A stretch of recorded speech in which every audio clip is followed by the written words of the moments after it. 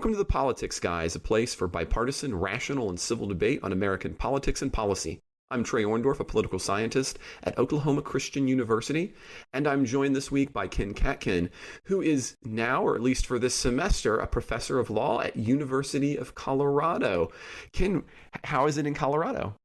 Colorado is fantastic. It's it's sunny and beautiful out every day. There's virtually no mosquitoes here. The mountains are beautiful, and I love being out here. Oh, I love mountains too. And as a matter of fact, I have a soft spot in my soul for not having mosquitoes, having been a recent Florida transplant. So I understand that.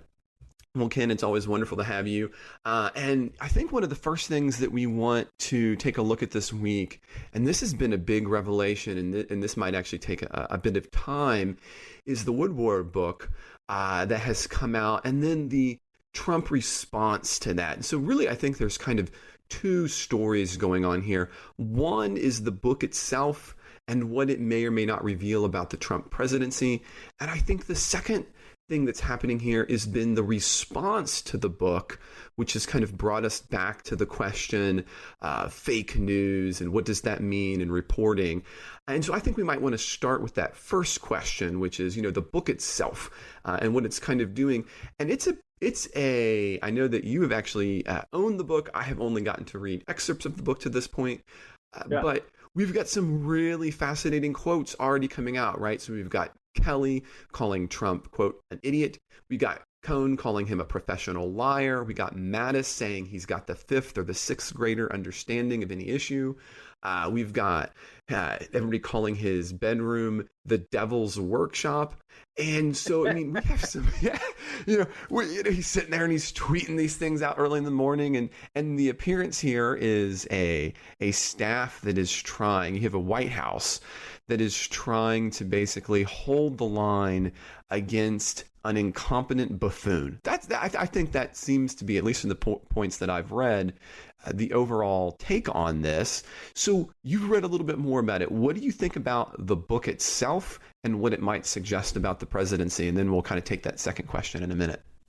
Yeah, well, of course, all the things that you said, that's sort of the big, that's the big takeaway. But a lot of that stuff had been previously reported anyhow. I think the thing that the Woodward book does is it gives more credibility to those kind of reports because in the past you'd have, I think several of the quotes you just said had been previously reported in newspapers before the Woodward book came out. But the White House and the people alleged to have said them would always deny them. And so you ended up having people looking at that, I think, through a largely partisan lens where people who didn't like Trump credited those kind of reports and people who liked Trump, thought of all that as fake news. And I think because of Woodward's reputation and his experience and the reporting techniques that he uses, which in a way are controversial because he usually doesn't attribute in the books who's giving him most of the quotes. But what he does do is he says that he's corroborated them all with multiple sources. And so he's really putting his own credibility on the line there. Do you believe that he's corroborated all this with multiple sources?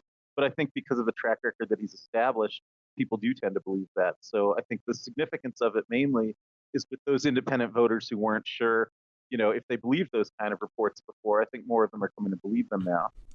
Well, and I think another interesting part about this is that you can think of Trump as not being a great president, but I think that this kind of paints a picture of a man who, you're making some pretty bold claims when you're talking about trying to kind of like pull things off the president's desk when you're talking about him being a fifth grader. So, once you kind of get beyond that question of, how much credence do we give to him, these are pretty, I'm a presidential scholar, and for me, these seem like really, really big claims. You don't have these kinds of claims about previous presidents, even in some cases from your worst enemies. And in this case, theoretically, this is coming from inside the White House itself. What do you mean? Do you think this paints a different kind of picture for the unique nature of the Trump presidency? Well, I guess there were claims like that about Woodrow Wilson as well, right? That he had basically lost his mental capacity in the final year or two of his presidency, Was and a that result of a disease. Yes, yeah, that yeah. his So wife there had kind of was taken yeah, over. yeah. So that was slightly precedented, but the other thing though, I mean, I think the thing about taking papers off his desk, I hate to run to Trump's defense here, but I feel like that might not be as unusual as it was made to sound in by Woodward or in the portrayals, because I think what you usually have in prior White Houses is more of a functioning policy flow system, so that say the chief of staff is actually having a lot more control over what gets onto the president's desk in the first place. And so here, there's sort of a chaotic policy flow, and there's a lot of people who have access to putting things on Trump's desk, and they can make end runs around the chief of staff. And so at least the idea there that then the chief of staff or someone who's authorized by the chief of staff would go in and steal stuff off his desk. It sounds very dramatic, but it may be functionally equivalent to just having never let the thing get onto his desk to begin with, which is a little bit more of a feature of many administrations, I think. Now, I definitely agree with you on that point. What I think is kind of interesting, though, is what you were kind of calling that the chaotic management style. Mm-hmm. Again, taking a look at the turnover rate that we have in the White House, and I think that at least the pieces that I have read seem to indicate that there is a consistency of chaos. Yeah, and certainly he has this kind of style where on any given day, people are it's like you've got all these courtiers sort of praying for his favor, and whoever's in his favor that day could sort of walk in and put anything on his desk, and it doesn't. I think that's very unusual, because I think that usually everything's properly vetted before it gets to the president's desk, and lots of people have had to sign off on things before they get to the president. So or I think that, yeah. I'm sorry. Yeah, I was going to say, just at a minimum, at least there is an established procedure by which there's a group of people where that happens, right? And I think that changes president to president, but this kind of shifting nature of it all the time, I agree with you, I think is highly unusual. Yeah. So I mean, the things that we're reading are dramatically being stolen off of his desk are, I think, equivalent to, like, in any other administration, those things would never have been able to get to his desk. So it's yeah. So that the other thing, though, maybe one sort of partisan difference you and I might have, although maybe we won't, I don't know, is it seems to me that what characterized by these by the White House senior staff as sort of keeping him from doing crazy things. I certainly do think there's an element of that, but I think a different element of this, from my perspective, is that he, in the primaries, actually ran as a candidate who wasn't a conservative, wasn't yoked to the traditional conservative movement, and I think that helped him get elected. That certainly helped him in the general election, where he got a fair amount of Democratic crossover votes, particularly in the Midwest. That people saw kind of policy differences between Trump and, say, someone like a Ted Cruz or something like that.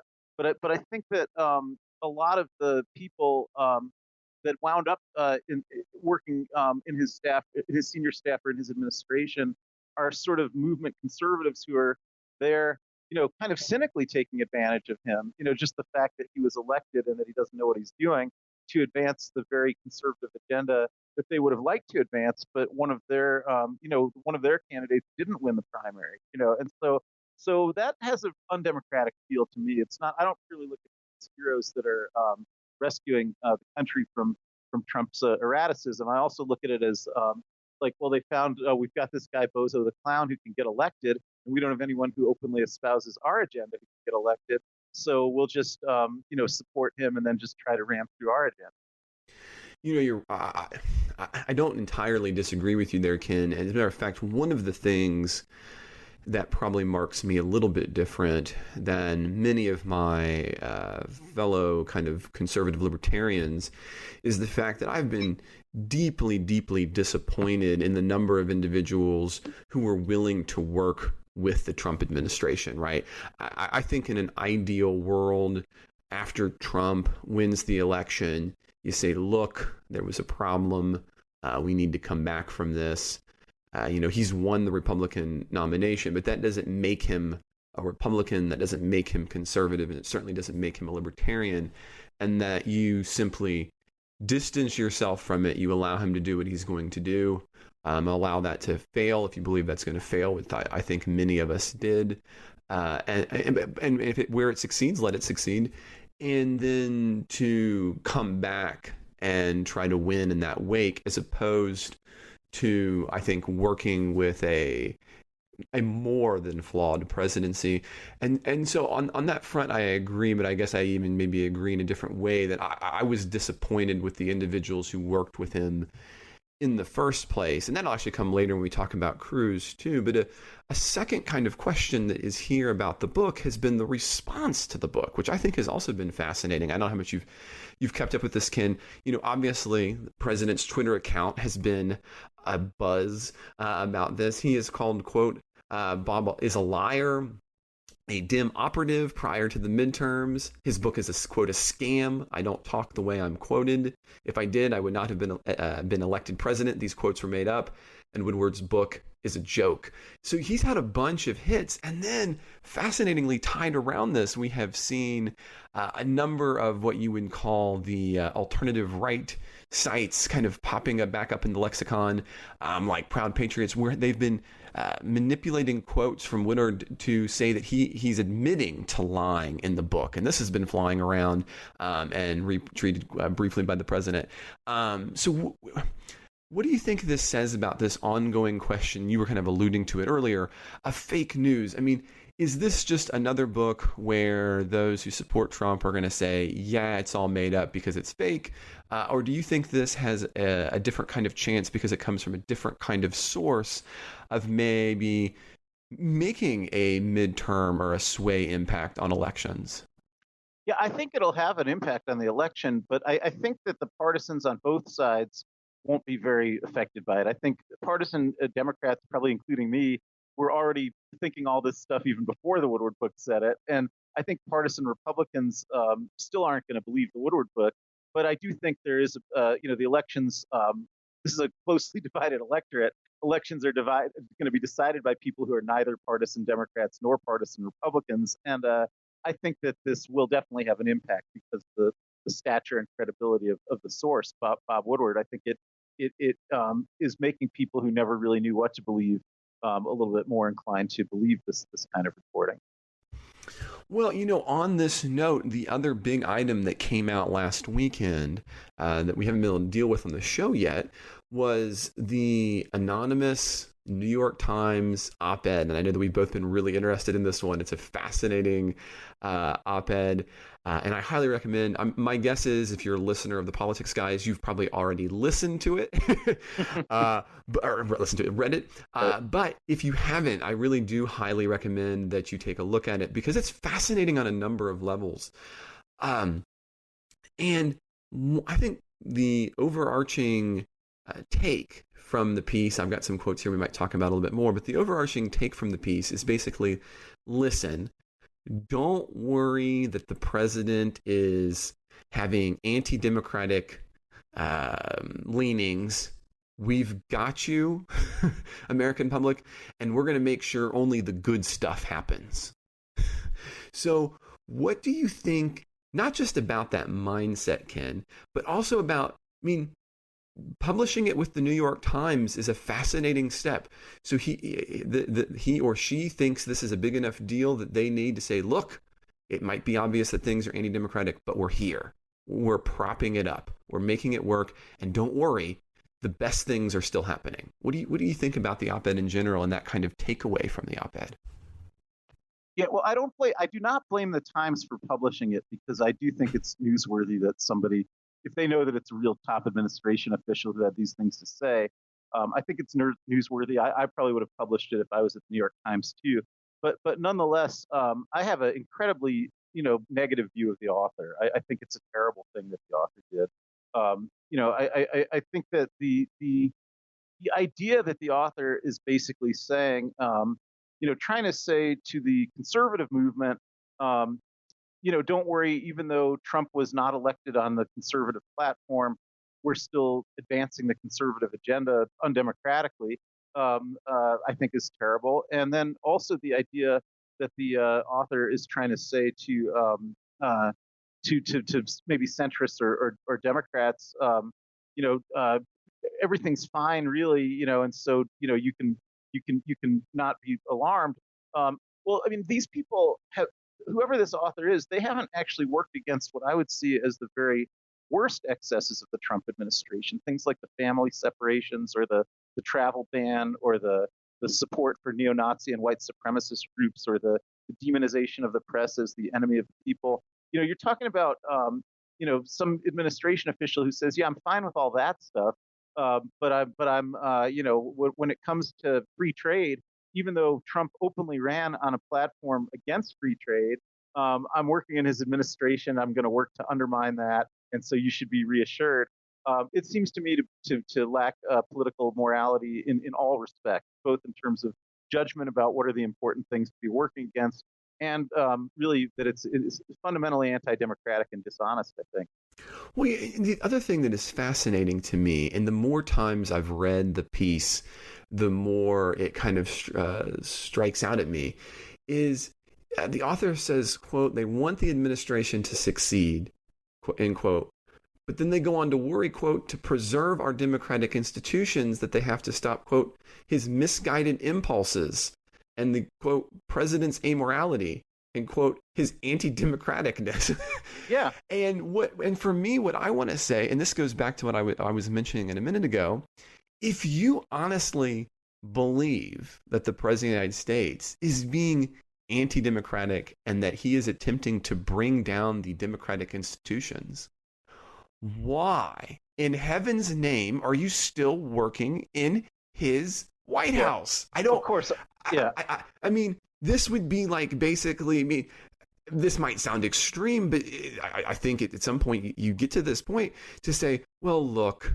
I need to be in Hitler's inner circle because that way I can save him from his worst impulses from the German people.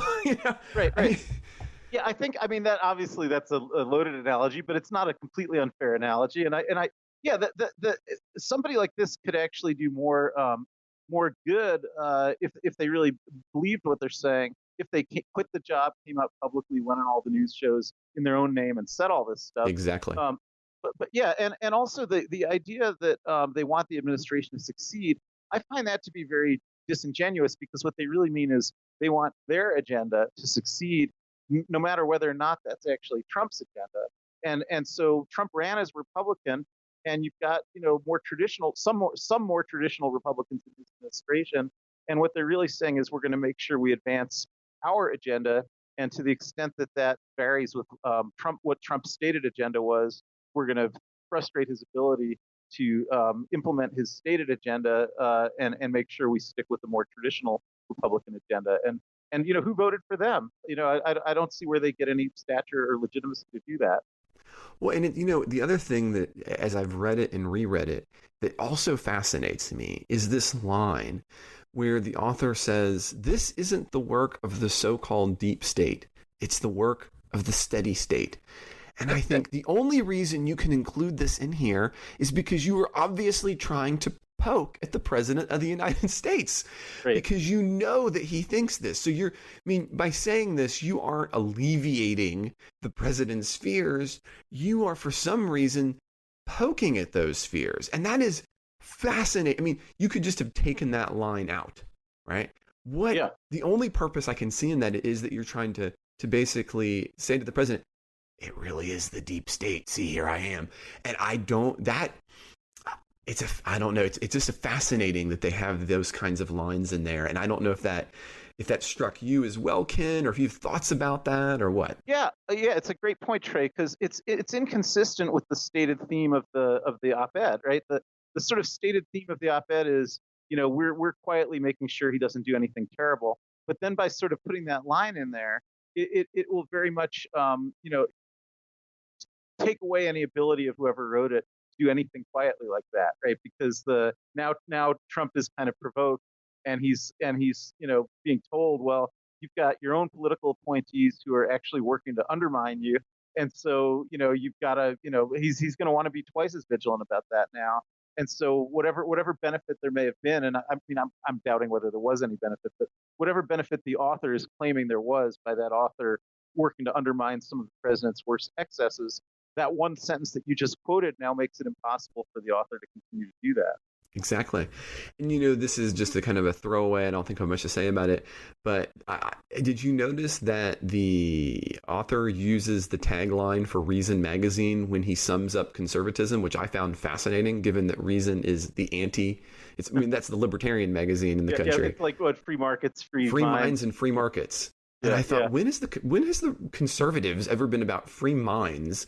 But anyway, be that as it may. I mean, I'm a libertarian. I know, but my bias is coming out here.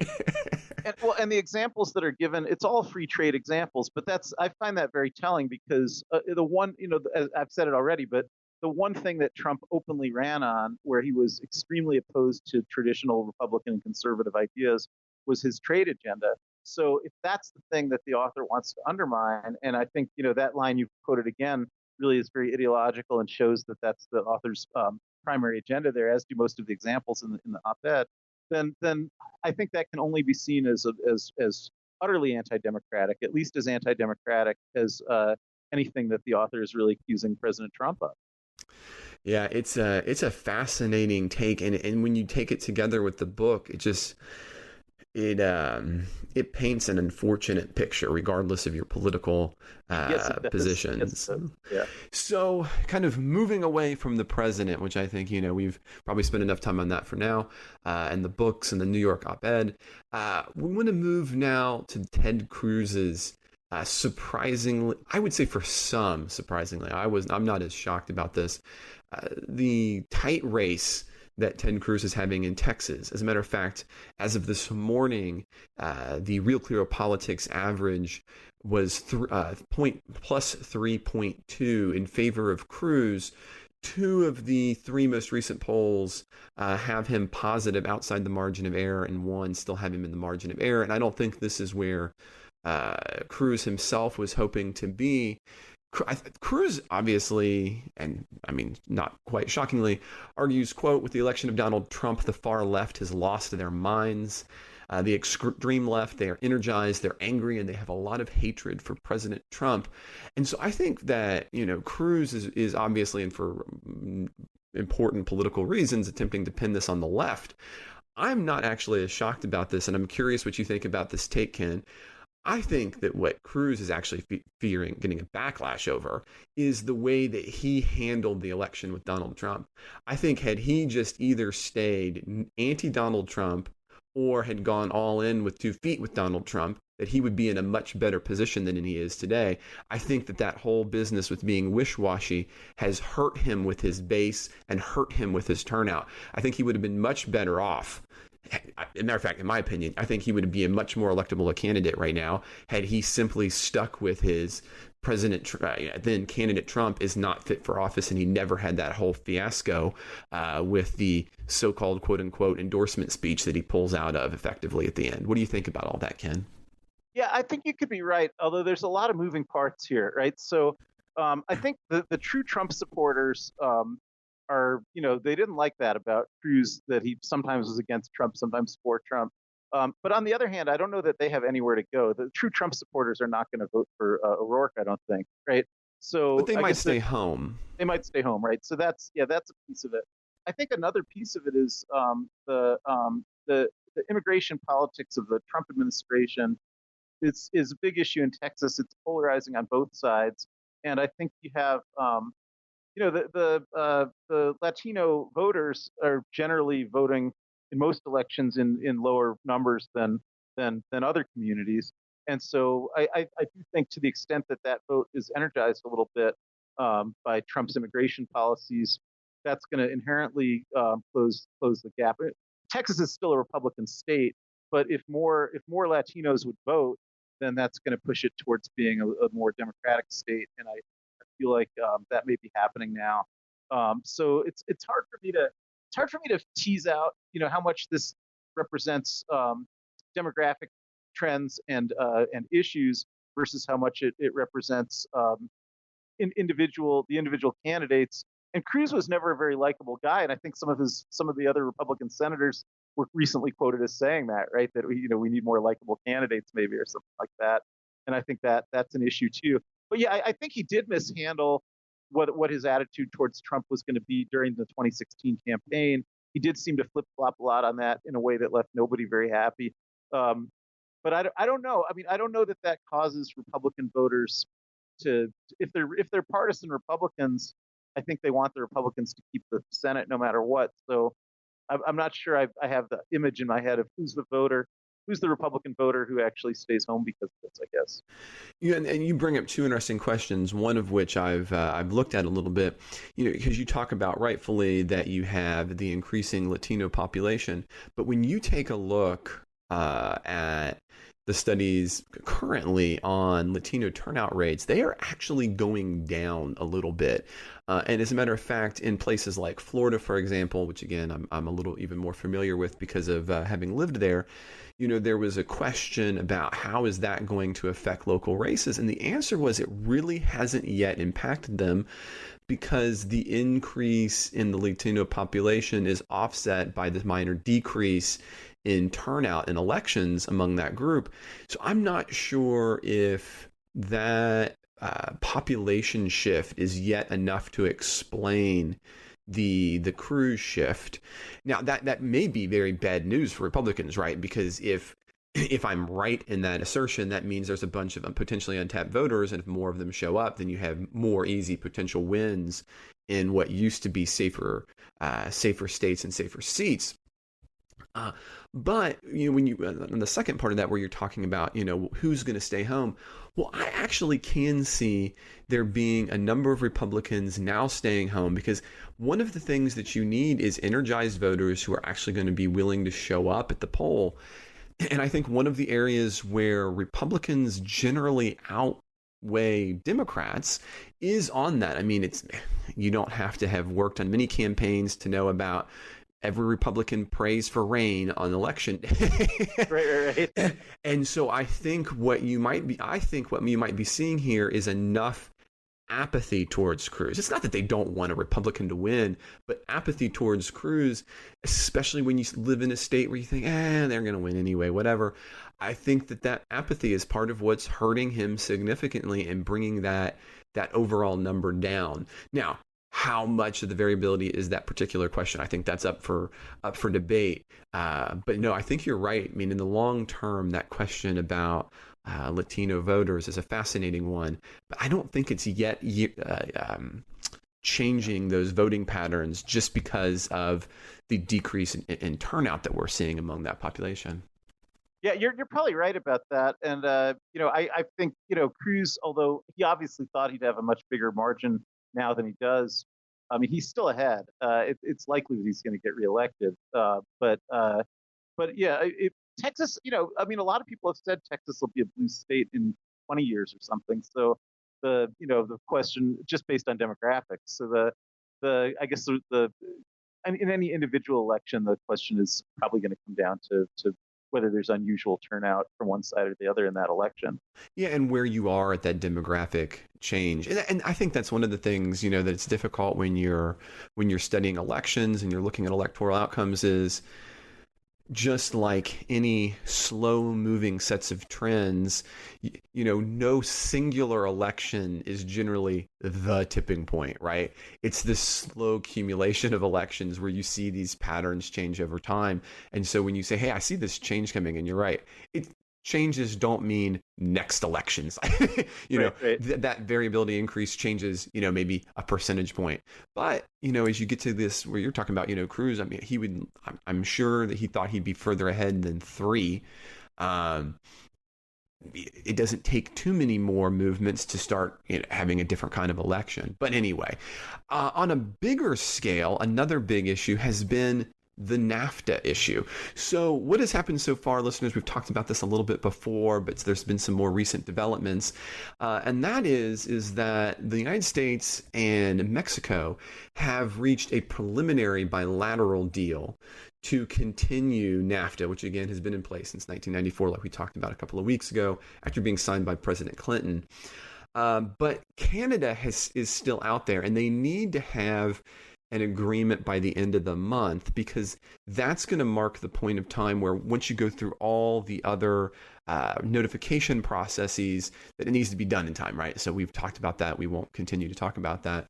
What it appears to be right now, the big tipping points, Ken, and I'm curious what you think about this, is the United States wants access to Canada's dairy market. Canada has a pretty managed system. It's actually called a supply management system. And that basically means, listeners, that government has strict regulations on how much dairy products can be produced, and then they place really high tariffs and quotas on those items being shipped into the country. Now, nobody had originally been upset about this, but originally the United States could ship in, without those tariffs and quotas, ultra-filtered milk, which is basically stuff to make other dairy products. So you don't eat this stuff, but you use it to make other things. That got changed in 2016, and this appears to be the United States and specifically President Donald Trump's biggest beef. And then on the Canadian side, they don't want any changes to Chapter 19 of NAFTA, which is the way that dispute resolutions are handled. And so far right now, it does not look like, at least from my opinion, I've watched a lot of treaties play out. It doesn't look like this is going to make the deadline. So what do you think about kind of these last hangups? Are there other issues? And do you think that they make the deadline or not? And if they don't, is this effectively the end of NAFTA? What do you think, Ken?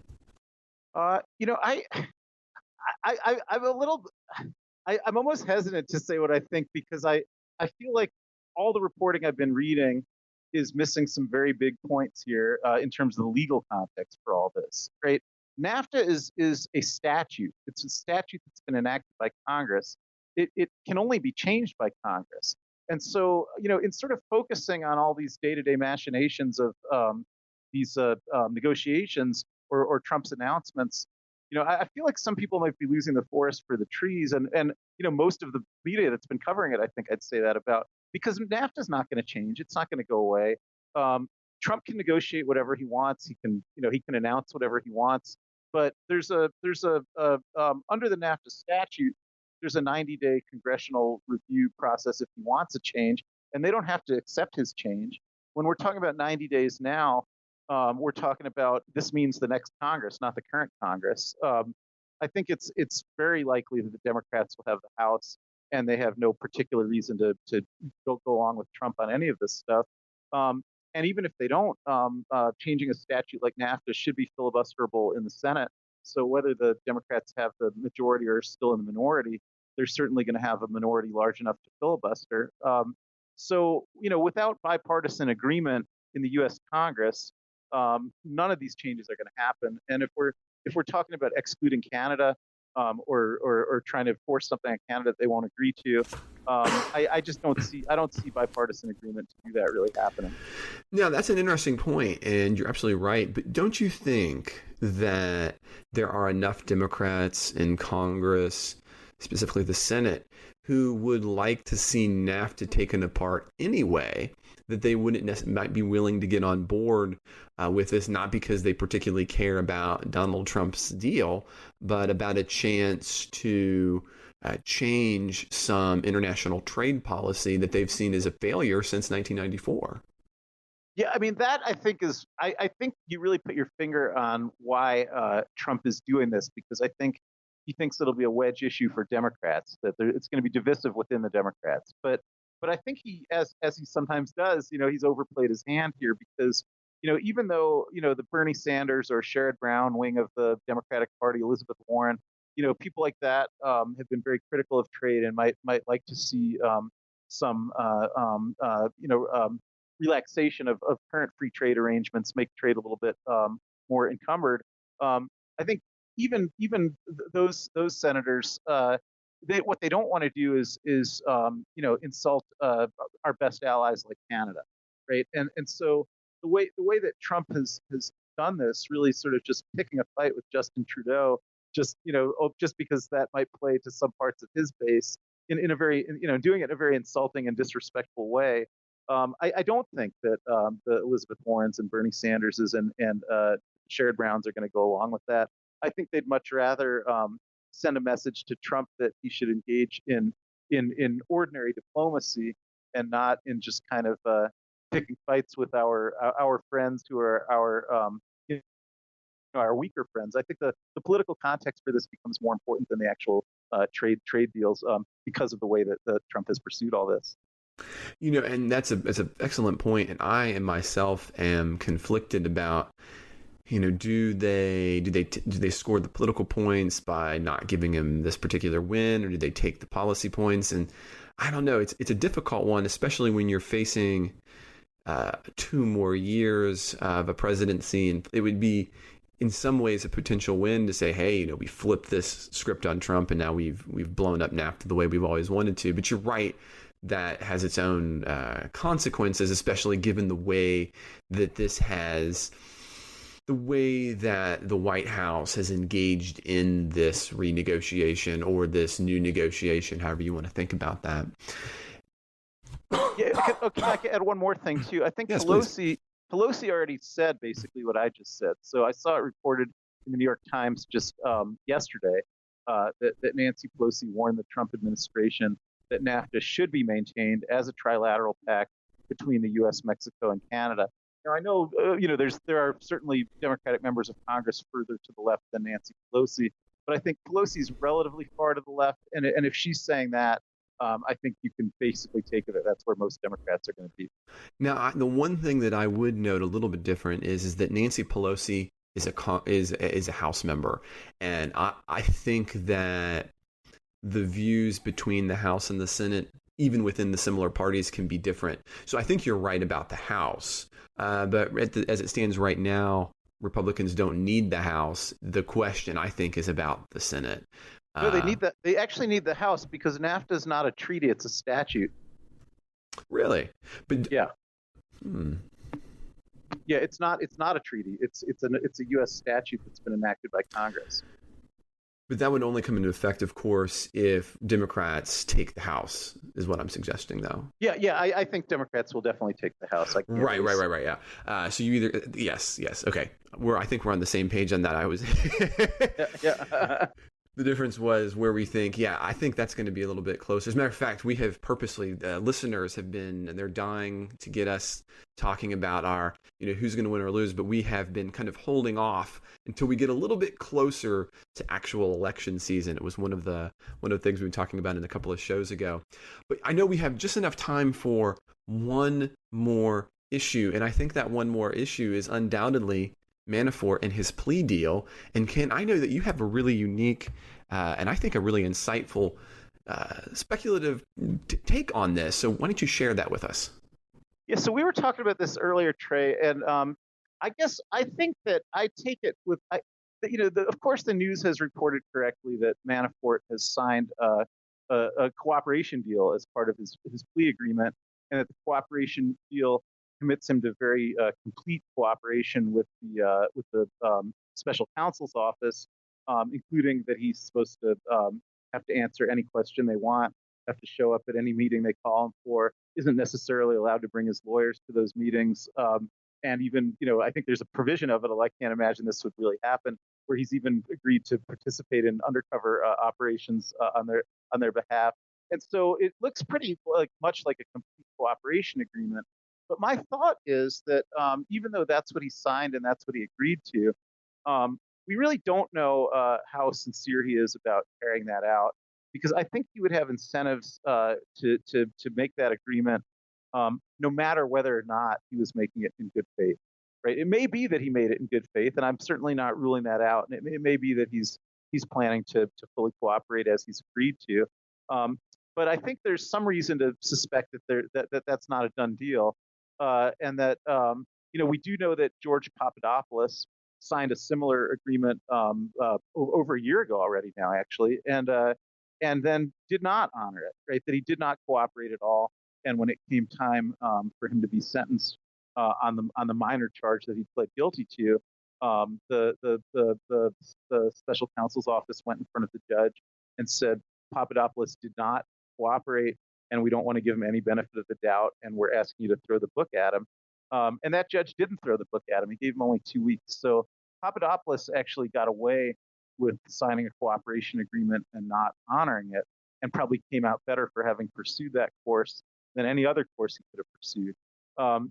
So I think Manafort may see that Now, I think a judge would be a little more likely to throw the book at Manafort than at Papadopoulos. And Manafort's already been convicted on enough counts that I think, depending on how the sentencing guidelines are applied, he's probably facing 7 or 8 years in prison already, just based on the counts that he's already been convicted of. So, but in his situation, I think the reason he would benefit by agreeing to cooperate, even if he's not planning to cooperate, is first of all, it saves him the financial expense of defending another trial, right? It would cost him, at least $100,000 or more just to pay lawyers and defend the trial. Second of all, it prevents public disclosure of a lot of facts, which would happen if a trial is actually starting in the next couple of weeks. Then right now, before the election, that trial will be taking place. Things would be coming out that would presumably be harmful to President Trump, and so that would not be in Trump's interest. And so I think by not having the trial, Manafort saves himself money. He saves Trump embarrassment. And if he never cooperates, and the end game is that a year from now, the special counsel comes in front of the judge and says Manafort never cooperated, and you should throw the book at him. I think that actually creates a signal to Trump that maybe he'll give a pardon to Manafort, because he doesn't like flippers. He likes the loyalists who stick by him, and that may be more beneficial to Manafort than anything else, because that could even get him out of serving the sentence that on the charges that he's already been convicted of. So that's sort of how I'm thinking about his incentives here. I think there's no certainties, but I think the paths that he can pursue by trying to pretend he's going to cooperate for about a year and then just never really doing it. I think that the end games to that path are at least as desirable for him as the end games for any other path. No, and I think that was a really interesting take. It's not one that I had personally thought about, but it's certainly plausible, and I think that's a fascinating one. Well, listeners, I think we have actually wrapped up the show. And Ken, thank you again for joining me. If you want to hear more from Ken and me, I've got good news for you. You can. If you're a supporter of the Politics Guys, you get the supporters exclusive show, which we're going to be filming in just a couple of minutes. This week, we're going to be taking a look at Puerto Rico. We're going to be taking a look at the books we've been reading. And trust me, you want to know about some of the books that Ken's got his hands on, because even I couldn't get my hands on them. So I'm interested in that myself. So that's it. Thanks. I hope that you guys liked what you've heard. Listeners, you can head to politicsguys.com/support, or head to politicsguys.com and click on the support link and subscribe. And that will get you access to the supporters exclusive show. And we just want to thank you in advance if you are a supporter, because that's what makes this possible. And we really love doing this for you. So please, if you can't support, we ask if you would subscribe to our show on iTunes. Sharing those episodes with your friends and family on social media are really big for us, and rate us on iTunes. Nothing helps us more than putting us higher in those ranks. And if you can ask your friends and family to do the same thing for us, that would be amazing. As always, you can get a hold of us at mail@politicsguys.com, or on our social media sites at facebook.com/politicsguys page. That's facebook.com/politicsguys page, or on Twitter at Politics Guys. And then as one final note, we are asking about a change in the format of the show. So when you're reaching out to us, if you would please let us know what you would think if we did a slightly longer Saturday show where we also addressed your questions to the Politics Guys. In other words, what if we took that Ask the Politics Guys Wednesday show and put it on the weekend with this show? It would make the show a little bit longer, but it might get to more of the things that you're interested in. So when you reach out to us at mail@politicsguys.com, or Facebook Politics Guys page, or at Politics Guys on Twitter, respond to that. Would you like that longer show, or do you like it broken up into two? We want to do what you, the listeners, like the most. The executive producers of the Politics Guys are Michael Baranowski, Jay Carson, Trey Orndorff, and Bruce Johnson. This episode was produced by Trey Orndorff. We'll have a new show on Wednesday. We hope you'll join us then.